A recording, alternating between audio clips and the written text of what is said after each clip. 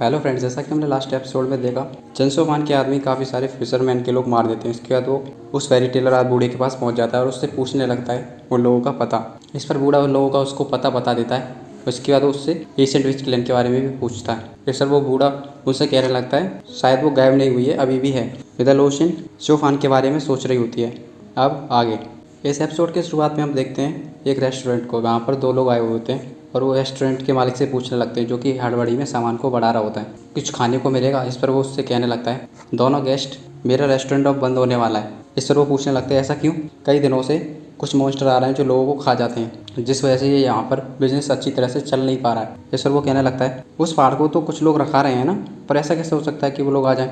तभी उस दुकान वाले की नज़र शोफान पे पड़ जाती है, जो कि वहीं पर ही खड़ा होता है। इस पर उन दोनों से कहने लगता है सॉरी सॉरी, और अपनी दुकान को बढ़ा देता है। वे दोनों भी वहाँ से चले जाते हैं। शोफान एक पिलर पर कुछ लिखा हुआ देख रहा होता है। शोफान उस पिलर को देखने के बाद वहाँ से निकल जाता है और वो जगह जगह पर जाकर जगहों की छानबीन कर रहा होता है। एक जगह पर आकर रुक जाता है, तभी उसका पैर किसी चीज़ पर रखता है। उस पैर को हटाने के बाद वो सोचने लगता है कुछ दिन पहले ही मैंने इस पिन को ढूंढा है, ना ही मुझे इस जगह का कोई किलिंग इंटेंट आभास हो रहा है। क्या वो हकीकत में कोई मुसीबत में है?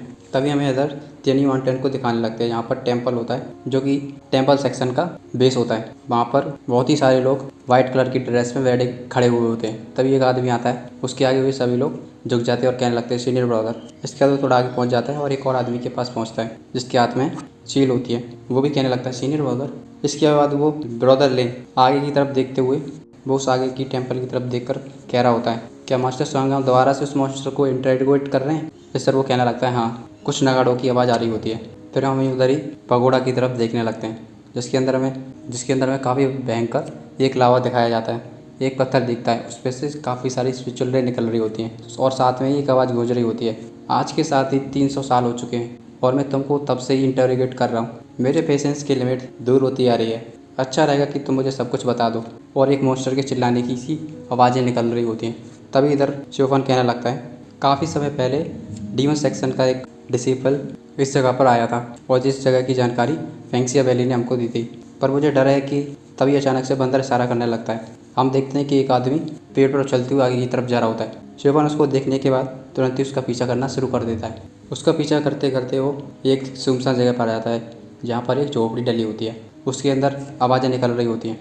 एक फिश मॉन्स्टर किसी से बात करने लग रहा होता है। शोभन मास्क पहनकर वहीं पास ही में जंगल पर खड़ा होता है और लोगों की बातें सुन रहा होता है और कह रहा होता है आखिर इस मॉन्स्टर से कौन बात कर रहा है? लगता है कोई ना कोई इससे ज़रूर मिला हुआ है। तभी अंदर एक आदमी कह रहा होता है हमारे एग्रीमेंट के हिसाब से हेवन और अर्थ का रेविंग स्टोन मैंगसीगोन में है और वो तुम लोगों की वजह से ही वहाँ से गायब हो गया।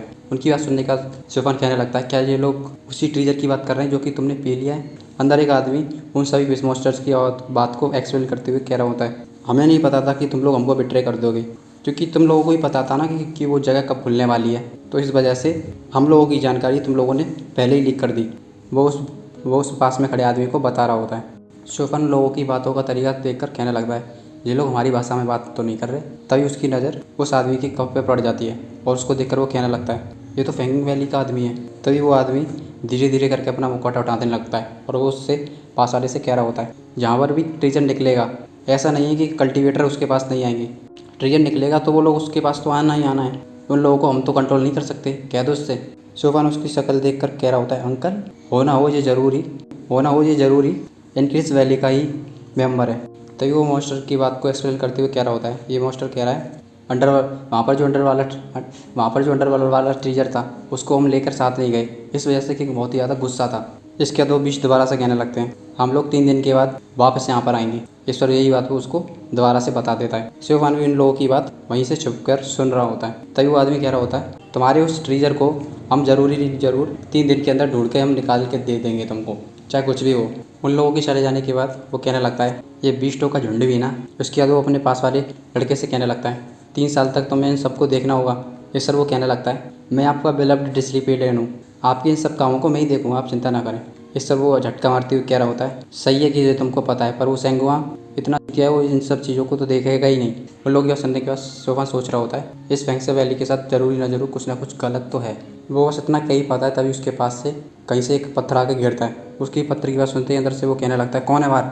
और वो तुरंत ही जंगले को जलाकर बाहर निकल आता है और अपने हाथ में हथियार लेकर इधर उधर देख रहा होता है। तभी उसे जंगल में कुछ शोर शराबा सुनाई देता है। शोर शराबे की तरफ चला जाता है। स्योफान जो कि उस छत पर ही खड़ा होता है और उसको जाते हुए देख रहा होता है। इधर हम देखते हैं कि फिशमैन मॉन्स्टर काफ़ी सारे होते हैं जो कि उनके ऊपर एक हथियार लगातार हमला कर रहा होता है। वे लोग उसको रोकने की कोशिश कर रहे होते हैं। तभी हम एक लड़की को उतरते हुए देखते हैं जो कि पेंगर होती है और उन लोगों के आगे आकर खड़ी हो जाती है। साथ ही में वो अपनी स्पिरिचुअल ऑरा से उन सभी मॉन्स्टर को रिस्ट्रेन कर देती है। इसके बाद वो उन सभी के आसपास से निकलती है और उन पर हमला करती है, उन सबको वहीं पर डाल देती है। इसके बाद सामने वाले मॉन्स्टर पर वो हमला करने जा रही होती है और अपने हथियार को उसकी तरफ फेंक देती है। तभी अचानक से एक हथियार आ जाता है और वहाँ पर आँच लग जाती है और पेंगर का हथियार रुक जाता है। तभी वही आदमी आ जाता है जिसकी सोफान अभी बातें सुन रहा था। इसके बाद पेंगर उससे कहने लगती है, हमने नहीं सोचा था कि फेंगसियांग वैली जिसका इतना बड़ा नाम है वो लोग मॉन्स्टर से हाथ मिला लेंगे। उसकी इतनी बात सुनते ही वो भड़क जाता है और कहने लगता है, कौन हो तुम? और हम पास में ही एक फिशमैन मॉन्स्टर को देखते हैं जो कि कह रहा होता है, हम पास में ही एक फिशमैन मॉन्स्टर को देखते हैं जो कि उस फेंगसी वैली के आदमी को गाली दे रहा होता है। तभी पेंगर उस आदमी से कहने लगती है, मेरे पास बहुत सारी चीज़ें जो मैं तुमसे पूछना चाहती हूँ। इसी के साथ ही वो अपने वेपन को बाहर निकाल लेती है और उसके ऊपर हमला करना शुरू कर देती है। और वो भी आदमी अपना वेपन को लेकर उसके ऊपर हमला करना शुरू कर देता है और उसके हमलों को रोक रहा होता है। तभी पेंगर मौका पाते हुए तुरंत ही उस मॉन्स्टर पर हमला करने जाती है। तभी वो आदमी उसके आगे आ जाता है और उसके हमलों को रोक देता है। पेंगर बार बार से उसके नज़दीक जाकर उसके ऊपर हमले कर रही होती है। इससे वो आदमी बहुत ही ज़्यादा शॉक्ड हो रहा होता है और उसके हमलों को लगातार डॉज और ब्लॉक करने लग रहा होता है। और अचानक से ही तुरंत मौका पाने के बाद एक ब्लेड से लेस उसकी तरफ मार देता है। पेंगर बड़े आसानी से उसके हमले को डॉज कर देती है और पीछे चली जाती है। इसके बाद वो दोबारा से अपने हथियार को लेकर उसके ऊपर हमला करने जाने लगती है। तभी अचानक से वो फिशरमैन मॉन्स्टर उस जगह से अनरिस्ट्रेंड हो जाता है और उसके ऊपर दोबारा से हमला करना शुरू कर देता है। वो दोबारा से उसी टेक्निक का इस्तेमाल करते हैं और ज़मीन पर काफ़ी सारी पानी फैल जाता है। उसमें से कई सारे मॉन्स्टर निकल रहे होते हैं। अचानक से स्योफान अपनी टेक्निक का इस्तेमाल करता है और साथ ही में जो भी पानी से मॉन्स्टर निकल लेते हैं उनको पीछे खींचकर सबको मार देता है और एक मॉन्स्टर को पेंगर और उस आदमी के हमले के बीच में लाकर रख देता है। उस हमले की वजह से वो मॉन्स्टर मर जाता है और वहीं पर गिर जाता है। पेंगर वहाँ से गायब हो जाती है और वो आदमी वहीं पर खड़े होकर गुस्सा हो रहा होता है। थोड़ी देर बाद उसका डिसिप्लिन आ जाता है और कहने लगता है, अंकल ये सब क्या है? ये सब वो कहने लगता है, इन बॉडीज़ को यहाँ से ले जाओ और सेक्शन में जाकर रख दो। वो चीज़ों को चेक करने के लिए ऊपर की तरफ चला जाता है। फिर तभी वो कह रहा होता है, तुम बॉडी को लेकर यहाँ से खिसको, और इसके बाद वो भी वहाँ से चला जाता है। इधर हम शोफान को देखते हैं जो कि एक घर में होता है और आगे की तरफ जा रहा होता है। नीचे की तरफ पेंगर बैठी होती है और अपने चाकू को घुमाते हुए कह रही होती है, मैं लिंक से उनसे तो छुपा सकती हूँ पर यंग मास्टर से नहीं छुपा सकती। तभी शोफान पेंगर से कहने लगता है, तुमने अभी जिन लोगों को मारा उसके लिए तुम फेंग वैली में बहुत ही ज़्यादा बड़े संकट में आ सकती हो। इस पर वो कहने लगता है, मैंने सिर्फ उन्हीं लोगों को मारा जिन्होंने मेरे रास्ते में आने की कोशिश की और साथ ही में तुम्हारे रास्ते में भी। ये मैं काम अपने लिए भी और साथ में तुम्हारे लिए भी कर रही हूँ। इसके बाद वे दोनों छत पर आ जाते हैं। बहुत समय पहले से मैंने सुन रखा था, एक अंधे आदमी के पास एक 9 हेवेंस का खंजर था। आज मैंने तुम्हारे हाथों में देखकर इसकी पावर को देखकर समझ गया। उसकी ये बात सुनकर वो लड़की हल्का सा नाराज सा हो रही होती है। फिर वो तुरंत कहने लगती है, मेरा वेपन तो बिल्कुल तुच्छ सा है, तुम्हारे वेपन के आगे तो तुम्हारा वेपन जो ब्लड थर्स्टी बीस्ट से बना है उसके आगे मेरा वेपन क्या कर सकता है।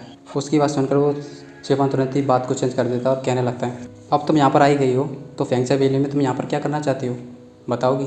इस तरह वो कहने लगती है, मैं यहाँ पर फिशमैन मॉन्स्टर को इन्वेस्टिगेट करने आई थी पर मैंने नहीं सोचा था कि फेंगसियांग वैली इसके बीच में आ जाएगी। पर तुम्हारा और मेरा मिशन सेम ही है, तो क्यों ना हम ऐसा करें, दोनों लोग साथ हो जाएं। क्योंकि फेंगसियांग वैली को अकेले इन्वेस्टिगेट करना सही नहीं होगा क्योंकि इसकी सियांग वैली में कई सौ सालों से लगा हुआ है। उसकी बात सुनने के बाद शोफान काफ़ी देर तक ऐसे ही खड़ा रहता है। फिर उसकी तरफ घूमकर उससे कहने लगता है, लड़की तुम्हारा मतलब है कि तुम और मैं एक साथ कोऑपरेट करें? हाँ चलो ऐसा हो सकता है। इस पर वो लड़की कहने लगती है, हम लोग कोऑपरेट तो कर लेंगे, उससे पहले तुम मुझे एक चीज़ प्रॉमिस करो कि तुम वो नहीं करोगे जो कि तुमने क्विन गुयान के साथ किया था। उसकी बातें सुनकर शोफान थोड़ा सा चौंक रहा होता है। वो कह रही होती है, कहीं ऐसा ना हो कि बीच कोऑपरेशन में ही तुम मेरे ऊपर हमला कर दो और मैं रास्ते में ही टपक जाऊँ। शोफान उसकी पूरी बात सुन लेता है और उसको देखता रहता है और उसे कोई भी जवाब नहीं देता। इधर वो आदमी आ जाता है, कई सारी फायर ब्लेड्स को उस यार्ड के भीतर गाड़ देता है और कहने लगता है, यहाँ का मास्टर कौन है, तुरंत जल्दी से बाहर निकल कर आओ। उसे उस पर कोई भी जवाब नहीं मिलता। इसके बाद वो तुरंत ही अपनी तलवार से उस पूरे घर को उड़ेल देता है। जब वो देखता है कि उसमें से कोई नहीं निकलता फिर वो सोचने लगता है कि हकीकत में यहाँ पर कोई नहीं है। इसके बाद ऊपर जाने के बाद वो उस पूरे घर को तहस नहस कर देता है। इस पूरे नज़ारे को ऊपर से एक चील देख रही होती है।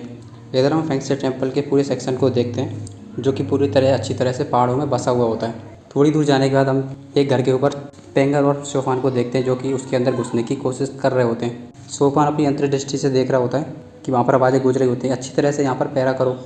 वहाँ पर काफ़ी सारे वाइट ड्रेस में मैन होते हैं जो कि उस जगह की पूरी तरह से रक्षा कर रहे होते हैं। शोफान काफ़ी देर तक उन लोगों को देखता रहता है जो कि चारों तरफ उस जगह को घेर कर पहरा दे रहे होते हैं। इसके बाद शोफान दो लोगों को देखता है जो कि एक जगह पर खड़े हुए थे और पेंगर को इशारा करने के बाद तुरंत ही लोगों के पास पहुंच जाता है और वो लोग जैसे ही पीछे मुड़ते हैं उससे पहले ही वो उनके गर्दन में हाथ मारकर उनको वहीं पर बेहोश कर देता है। तभी कुछ आगे जा रहे लोग एक को आवाज़ होता है कि पीछे कुछ हुआ, तो वो पीछे मुड़कर देखने लगता है, पर उससे पहले ही सोपान अपनी स्पिरिचुअल एनर्जी से उनको उठाए रहता है। वहाँ पर सब कुछ सही देखकर वो आगे की तरफ चला जाता है। उसके बाद पेंगर भी वहीं पर आ जाती है और वे और आगे की तरफ बढ़ने लगते हैं। एक जगह लाइट हाउस पे पेंगर तुरंत ही दो लोगों की गर्दन दबा देती है। सोपान आगे की तरफ निकल जाता है और फिर वो भी उसके पीछे पीछे जाने लगती है। काफ़ी आगे जाने के बाद एक हट के नीचे छुप जाता है और पेंगर भी एक उसके पास ही के घर में उसकी छत पर रुकी हुई होती है। इसके बाद दोनों लोग इशारा करने के बाद आगे की तरफ बढ़ने लगते हैं। उनके पास में ही ज़मीन पर नीचे लोग चल रहे होते हैं और वो उन लोगों से बचते बचाते आगे की तरफ जा रहे होते हैं। काफ़ी देर बाद सोफान एक जगह पर पहुंच जाता है। जैसे उस जगह पर कुछ लोग आ जाते हैं, उनके लोगों के आने से पहले ही वो तुरंत छत पर छुप जाता है और फिर आगे की तरफ दोबारा से बढ़ने लगता है। इसके बाद सोफान आगे जाते हुए अचानक से एक जगह पर खुली जगह पर आ जाता है। तभी कुछ चार लोग उसको देख लेते हैं। वे उस पर हमला करने वाले होते हैं। उससे पहले ही पेंगर एक स्पिरिचुअल रस्सी से उनकी गर्दन को चारों को दबा देती है और वे वहीं पर फैल जाते हैं। तभी पेंगर को दो लोग देख लेते हैं। उन दो लोगों को देखकर वो थोड़ा सा सतर्क हो जाती है। इससे पहले वो कुछ कर पाते, सोफान उनके पीछे जाकर उन दोनों को भी ढेर कर देता है। वे लोगों को ढेर करने के बाद वे लोग आगे की तरफ फिर जाने लगते हैं। वे दोनों लोग इशारा करते हुए फेंगशा वैली के अंदर और जाने की कोशिश कर रहे होते हैं। तभी अचानक से सोफान एक बैरियर को क्रॉस कर देता है।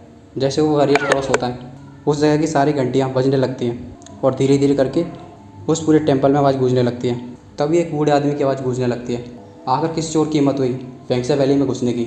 इस आवाज़ के हो जाने के बाद पेंगर और सोफान दोनों लोग सतर्क हो चुके होते हैं। इस एपिसोड में बस इतना ही। मिलते हैं अगले एपिसोड में।